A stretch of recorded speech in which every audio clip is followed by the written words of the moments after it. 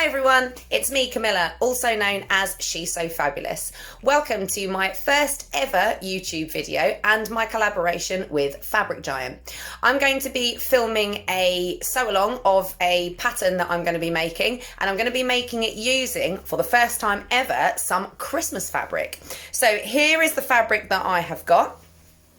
It is a lovely Christmas fabric with lots of different animals wearing hats and scarves and things like that. Now, I've never sewn with Christmas fabric before for whatever reason, so this will be a first for me. So thank you very much for joining me. So the pattern that I'm going to be making with my Christmas fabric is the Peppermint Magazine Loungewear Set. Now, I get all of my patterns that I order as PDFs printed off from a copy shop, because I am not very good at piecing together millions of bits of A4 pieces of paper. So I get them all printed off and then I cut them out like I would a pattern that I bought from the store. And I store them in these fantastic pattern trace envelopes, which I highly recommend because they've got pleat in them, so they're nice and big, perfect for storing pattern pieces in. So my paper pattern is already cut out. So my next step is to cut out my fabric. So like many people, cutting out pattern pieces is the one part of the process that I absolutely hate because I'm not very good at cutting. So my cutting is always a little bit on the wonky side. Doesn't matter if I do it with scissors or a rotary cutter, the results are always ever so slightly uneven. So, you know, if the end pattern is a bit wonky, then you'll know the reason why. So I don't use pins when I'm cutting out my patterns. Instead, I've got these lovely pattern weights, if you can see them, shaped like donuts, that I got from someone off Instagram, and I use them all the time because I find them a lot easier to manage. So I'm just setting up my pattern pieces on my fabric and I am about to cut them out. If only cutting out was actually that quick and easy. Now I've got all of my pattern pieces cut out and I've just separated them into two piles just to show you. So I've got all my top pieces in this pile. That's the front, the back and the two facing pieces, the front and back facing over there. And then I've got the back leg and front leg, the two pocket facings and the two pocket bags. So I like to pin all my pattern pieces out of fabric to all my pattern pieces out of paper so I remember which is which. This is especially useful if you've got a front and back piece, which I have for the top and the trousers. Now, it's often quite obvious, which is the front and the back of the trousers when they're cut out of fabric. But when you start sewing things together, it isn't always easy to tell one from the other. So once I take the pins out and unpin the paper from the fabric, I tend to chalk a big F on the inside of my front leg pieces, just so that I remember which one is which, because there's nothing worse than you get all the way to sewing things together and you sew fronts to backs and backs to fronts and wrong things to wrong things, and then you end up with not a pair of trousers. So now that everything is cut, I am ready to start sewing. So the first thing we're going to do, we're going to start with the trousers, and the first step is to sew the pocket facing onto the front trousers. Now you can see that on the front trousers there is a curve here which matches the curve of the pocket facing. So what I'm going to do is I'm going to flip this over so that they are right sides together, and I'm going to pin the facing to the trousers. So here we go, we take the pocket facing and we lay them right sides together onto the front of the trousers, and then we're going to pin all the way around. And this is usually the point in time where I realise how bad my cutting is, because things never quite 100% match up for me, but that is something I am used to with my sewing. So I'm going to pin it all the way around the curve. I like to pin a little bit at a time and match up as I go.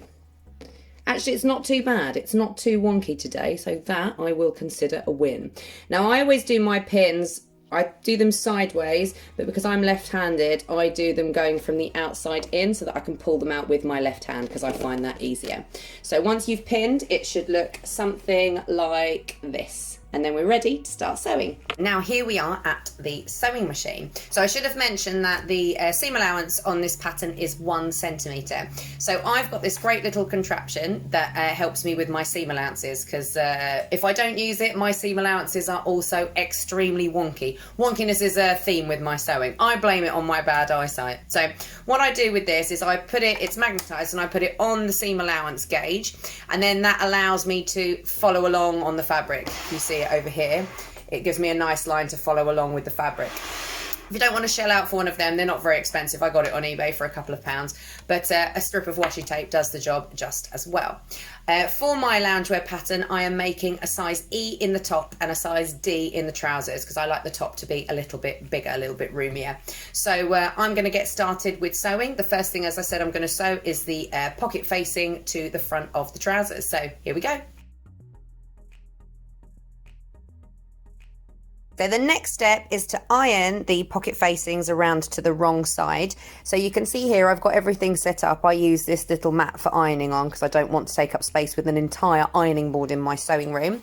So I've pushed it round to the wrong side, the pocket facing, and I have pinned it to the board like this. So I will iron in between and then it will be ready to go. I'm going to put the phone down for ironing because I feel holding the phone in one hand and ironing in the other might just end in disaster. So I will be right back.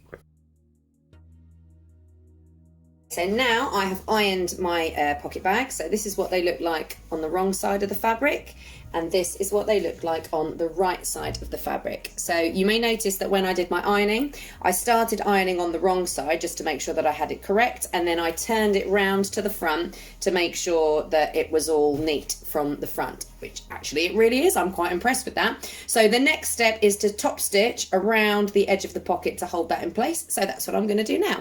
So that's my top stitching done. So ordinarily I would choose a matching thread, but just so that you can see the top stitching, I've chosen to do it in black. So you can see it going all the way around here. And what that does is it holds the pocket facing inside the trousers so that they don't come out every time you take your hands out of your pocket. So now on to the next step.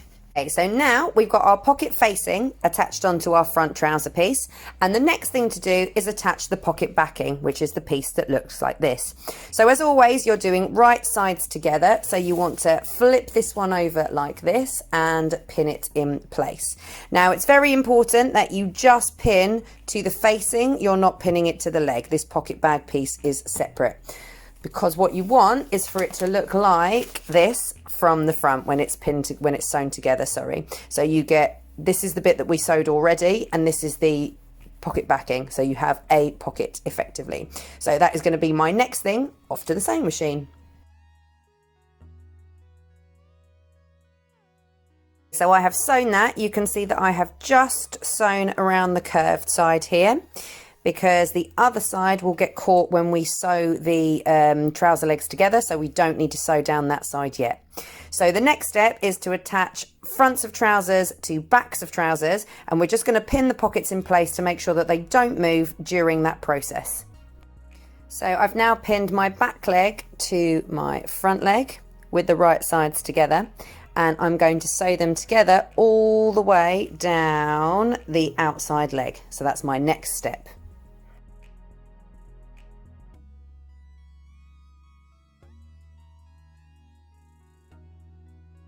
So now that we've sewn the outer seam together, which is this seam here, we're going to flip over and sew the inner seam. So we put them together like this.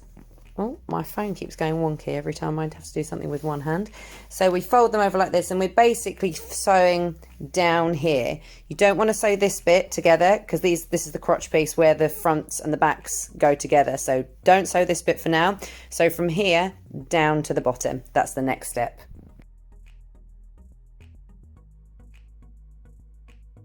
You now should hopefully have two legs, which is what I have got here. Two backs sewn to two fronts. Phew, I always worry I'm going to do that step wrong. I have on occasion ended up with two left legs and then wondered why they wouldn't go together.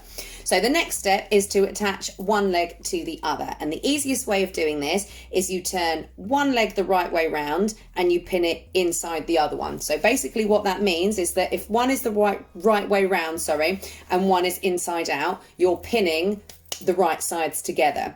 So where you want to pin is all the way around the crotch, that piece that you left open. So you want to make sure that you pin the front to the front and the back to the back. So I'm going to show you what that looks like. So you turn one inside out, you turn one the right way round and you have one inside out. And then this is the bit where I always get a little bit confused. So you slip one inside the other like this. And then you have to do a bit of fiddling around to make sure that you have pinned the right side to the right side. Now, normally it will only go together one way. So if you've got it wrong, you will soon realise because they don't quite match up. So can you see here I've done it correctly because the top of my trousers are together and I match up the two pieces in the middle. So I get the crotch lined up properly as well. So I'm going to pin that all the way around and then we will be ready to sew our two pant legs together. So now that everything is pinned, we're ready to start sewing the legs together. So you're going to sew it all in one go. So you start from the top of one side and go all the way around to the top of the other. So let me just get that set up and then I will be ready to go.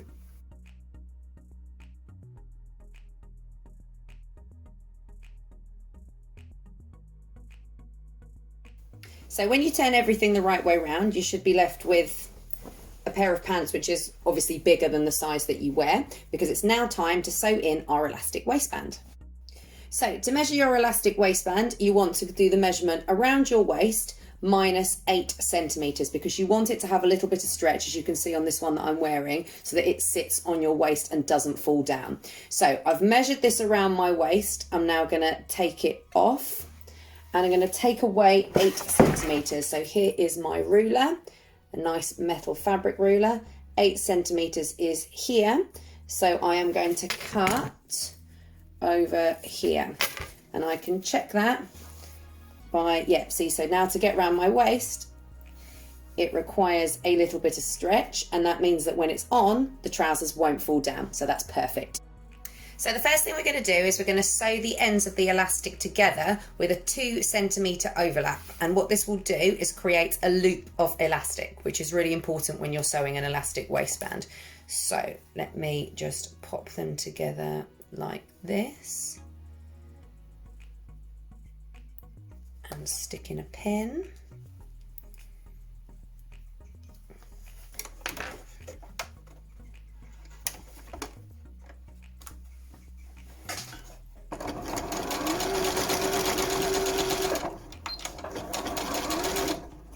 There was some live actual real-time sewing there for you. That was quite exciting. So here we go. I always worry that something's going to happen to my machine when I sew in real time. So here we go. That can come out. So I now have a loop of elastic which I'm ready to start attaching to my trousers.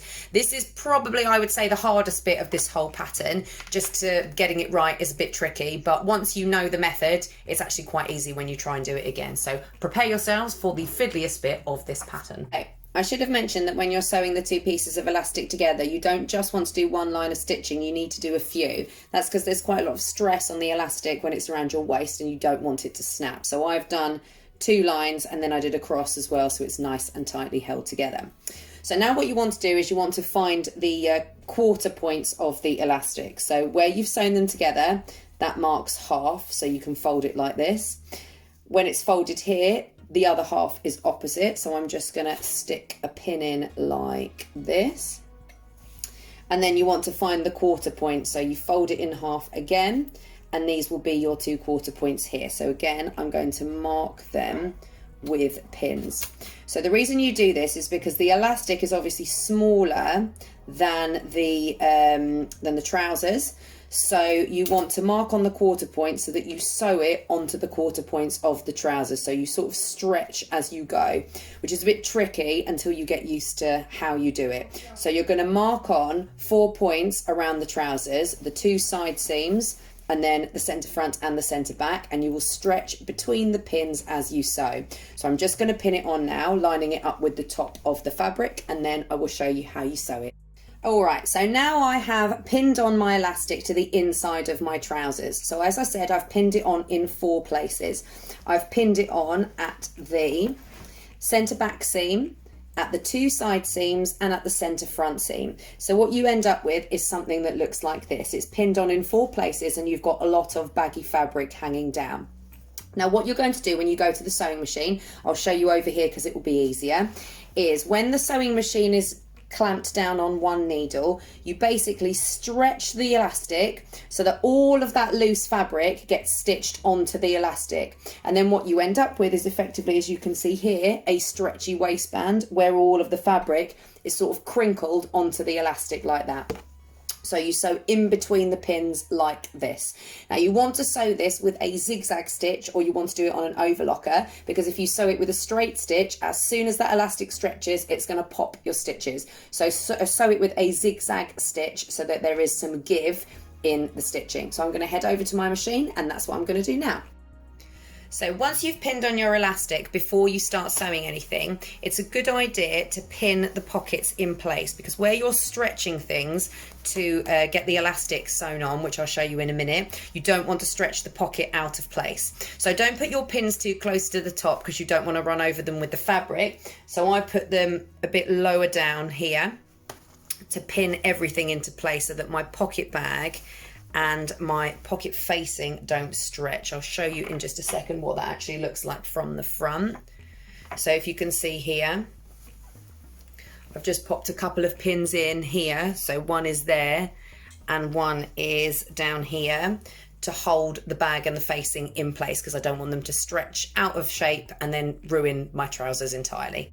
All right, so here I am at my machine, so I'm going to show you in real time, hopefully, how this bit works. So I've got my machine clamped down on the first pinpoint, and I'm heading over to the second one.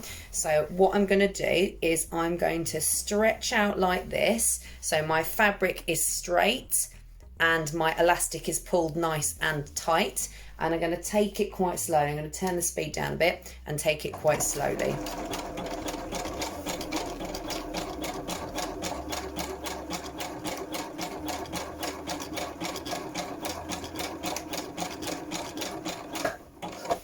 I'm going to pause to readjust every now and then, just to make sure that everything is lined up correctly. Now you'll see that I've got one hand on the front and one hand on the back, because sometimes if you just pull from the front without having a hand on the back, then the fabric and the elastic don't go through, because you're effectively pulling it away from the foot.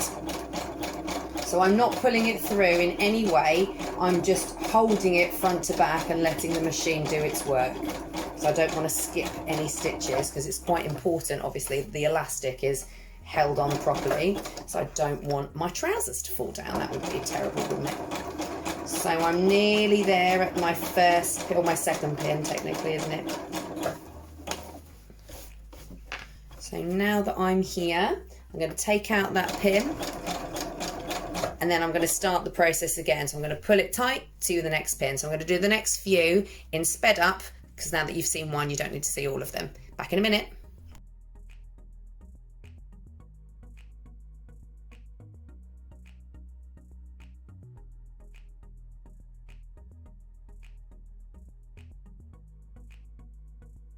Okay, so hopefully everything has gone together and looks something like this. So as you can see, putting those pins in the pockets really paid off, because I have some actual pockets on my trousers. They're not bulging and they don't look all weird or sticking out the top, which has happened to me before. So putting pins in really is a step that you mustn't skip. So the next step is we don't want to be left with this raw edge on our trousers. We want, if I show you these, something that looks like this at the top. So it's a flat edge where everything is encased inside. So what we're going to do is we're going to fold over this elastic and we're going to sew along the bottom. Now, as you sew, you want to stretch everything so that the fabric is lying flat.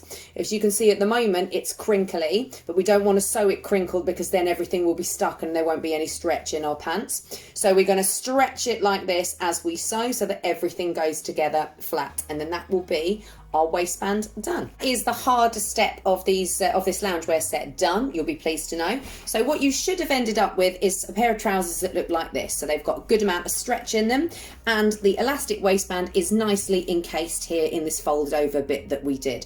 And I just tried them on to make sure, and they do look like a pair of trousers, so that is a delightful bonus too. So we've got one more step left of the trousers, and that is to hem them.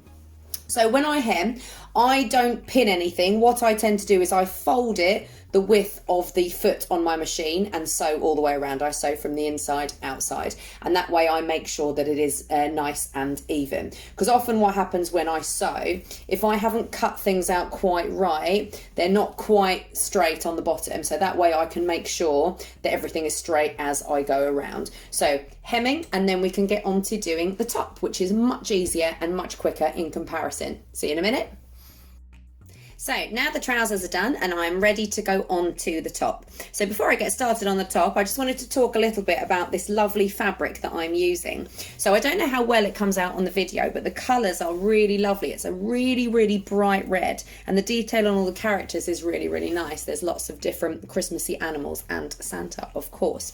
It's really soft and nice to sew with, so it holds its shape quite well. It doesn't move around too much when I'm sewing, and it's really, really nice to work with. I'm genuinely really enjoying sewing with it. I'm quite particular when it comes to cottons. I don't like them to be too shiny or too stiff. I'm quite fussy, but I'm really enjoying sewing with this one. So as my first attempt of sewing with Christmas fabric, this is going very, very well, and I highly recommend this lovely Christmassy fabric. We're going to go on to our bodice, and the first thing that we're going to do when we sew the top together is that we're going to start at the shoulder seams. So I've got my pieces pinned to my paper still, because by the time I get to this point I've totally forgotten what's the front and what's the back, so I always leave them pinned to the paper until I need them. So this is the front piece, so I'm going to take out my pin, and what I'm going to do is I'm just going to pop the pin back in here slightly lower down, so that I know, and I'm going to add another one to make a cross, I know that this is my front piece. So instead of doing a big chalk X, because I don't know where my chalk pen is currently, I've just done a cross of pins there so that I will remember that this is the front piece. This is important for when you come to sew on the facing, because if you sew the facing the wrong way round, it won't fit to the piece. So this is my front piece. I cut it out on the fold because basically it's symmetrical. So instead of cutting out two separate pieces, you just cut one out on the fold. And I'm going to pin it to my back piece at the shoulders. So make sure when you're pinning that you pin right sides together. That's really important, because otherwise you will have a half inside, half outside top. So there's my front piece there. I'm going to lay the back piece on top like this, and I'm going to pin them together at the shoulders. One piece is slightly longer than the other. If you can see, it does go down slightly at the back, so don't worry, it's not my bad cutting for once, it is actually the design of the top. So I'm going to get pinning, and I will see you at the sewing machine.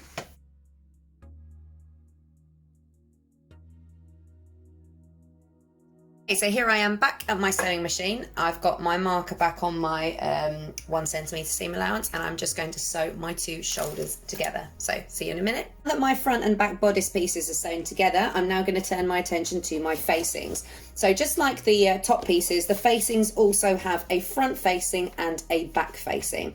The front facing is slightly bigger, as you can see, than the back one.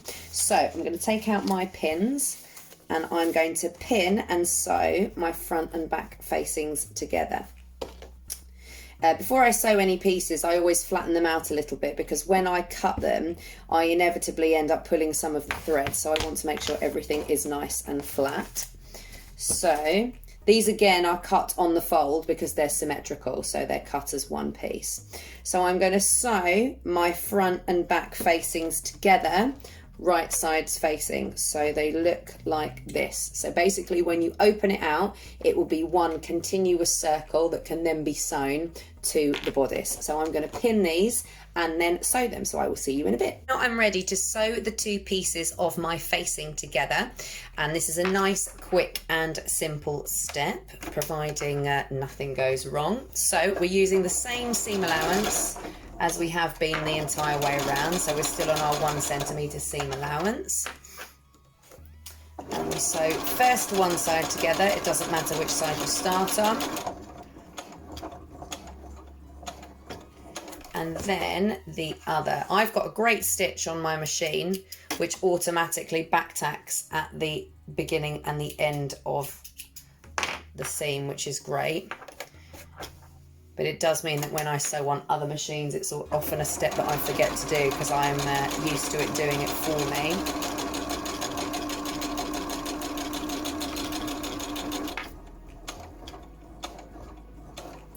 There we go, some more exciting real-time sewing for you. So now that the facings are sewn together, as I said, I have ended up with a continuous circle. So basically what the facings do is that they stop you from having a raw edge on the neckline. So you can see them on the inside here. They do occasionally pop up on this one because I didn't secure them properly where it was one of my earlier makes. So yeah, they basically stop you from having a raw neckline here and give it a nice neat finish. So our next step is to pin this along the inside neck, which is a fairly straightforward step, and then to sew it together. So that's what I'm going to go and do now. So the facing gets pinned to the bodice right sides together. So basically you're sewing them right sides together, and then this facing is going to flip to the inside of the garment. So you're going to sort of move it through and then iron it flat, and then I will show you how to stitch in the ditch to secure the facings on the shoulders so that this doesn't happen to you. So I'm just going to sew this together and then I will see you over at the ironing station. We've attached our facing to our bodice and it basically sticks up in the air like this. So what we need to do is we need to fold it down to the wrong side and we need to iron all the way around. Now I find the easiest thing with this is to pin it into place and then iron it. So make sure you don't pin too close to the neckline, which is where you're going to iron, because otherwise you will melt all your pin heads, unless you're lucky enough to have glass ones, in which case that won't be a problem. So I'm going to pin all the way around. You can see as I'm pinning that I'm stretching slightly to make sure I get a nice neat finish on my neckline, basically so that there's no puckering on my neckline like that. I should say the bodice and the facing go together flat and there's no puckering. So I'm going to do my pinning and then I'm going to do my ironing. So I will see you in a bit. Alright, so now that I've ironed my facing to the inside of my top, my next step is very important and it's called stitching in the ditch. It took me ages to figure out what stitching in the ditch was when I first started sewing. Basically what it means is that you're putting in a line of stitches where you have already stitched to hold the facing in place. You can see that my facing is sort of trying to pop out. So what we're going to do is we're going to pin it on the shoulder seams, and where the shoulder seam is, we're going to put another line of stitches that goes through the shoulder pieces and the facing on the inside and basically holds the facing inside your garment. So it's quite an important step. As you can see, I missed it off on this first loungewear set that I made. This was made quite near the beginning of this year. It was one of my early projects this year. So I have learned quite a lot since then, and I know now that stitching in the ditch is an important step. So I'm going to pin this and then I'm going to sew it, and I will show you what it looks like once it is sewn. So I'm back at my machine now. So I've taken this off because I don't want my seam allowance gauge on there. So I'm going to pop this down onto my machine and make sure that my needle comes down on the shoulder seam. So what I'm doing is I'm turning the hand wheel to make sure that my needle comes down in the right place, because once I've started sewing, it's a bit too late. So out come my pins, because I don't want to run those over and break my needle. So I'm going to go nice and slowly along that line.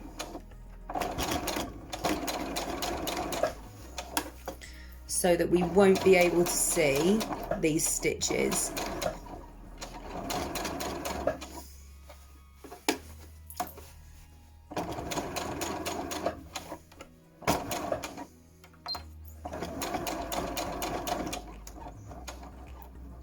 You can see I'm intensely concentrating because I've gone quiet. So here we go. I'm going to take it out like this. Cut that. And I have stitched in the ditch. So I've secured my facing to my garment at the shoulder. And I'm going to do exactly the same on the other side.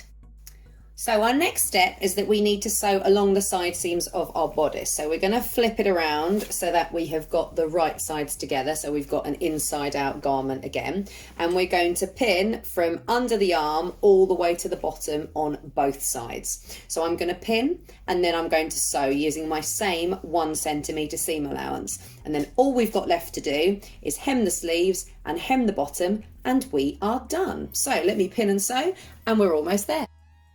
This is the part of the process when I start getting excited because I'm nearly at the end. It's looking like a garment. It's come together really well, and I'm really pleased. So yeah, starting to get excited now. So I'm just going to sew these side seams together, and then I'm going to hem in exactly the same way I did before, and then hopefully I will have a fantastic Christmas loungewear suit to show you.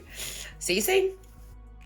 So my loungewear set is finished, and there is just one more important step left, and that is to take pictures of it for my Instagram account, which is my favourite part of the whole process.